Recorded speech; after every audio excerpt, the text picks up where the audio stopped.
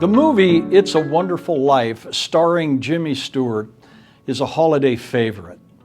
Have you seen it? Every pastor should. More than a Christmas favorite, it conveys a theme that is foundational for pastoral ministry. Jimmy Stewart plays George Bailey, a lifelong resident of Bedford Falls and the overseer of a small bank, Bailey's Building and Loan. His little financial institution serves as the only object standing in the way of the villainous Mr. Potter and his large financial juggernaut that wants to gobble up every property in the entire town and control its citizens. But George Bailey's Building and Loan is the only thing that stands in his way. But George doesn't want to stay in Bedford Falls. He has a desire to travel the world, find adventure, and build great things that will make a difference. However, circumstances beyond his control allow everyone else to leave town, to spread their wings, and to make a name for themselves.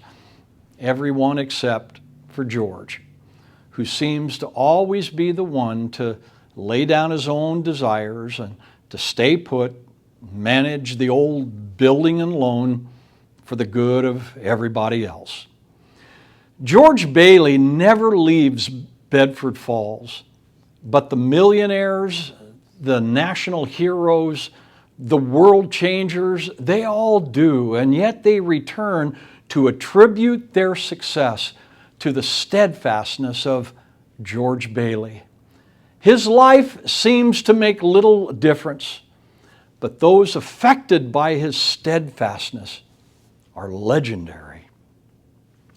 There's a lot of George Baileys with the title of pastor in front of their names.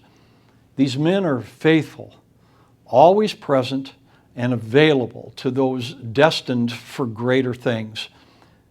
You wouldn't know it, but world changers are likely to say, "My pastor has always been there for me," or "His steadfastness, it seems to have always been there to just anchor me." Or, "You know what? He seems to always have the right thing to say." Pastor, you may desire a megachurch by the ocean and end up pastoring a small church in the desert. You may prefer a warmer climate down south and end up in the frigid regions of Alaska. But wherever you end up is never more important than with whom you end up. You are called to serve people and not yourself. You and your church become the bedrock, the foundation for a community of people to build their lives. You know, scripturally, Peter was a free spirit. He loved catching fish. Jesus spoke of greater things for Peter, saying, "Follow me, and I will make you a fisher of men."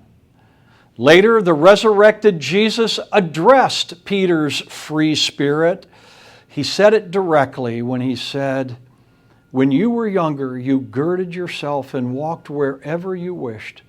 But when you grow old, you will stretch out your hands, and another will gird you and carry you where you do not wish to go."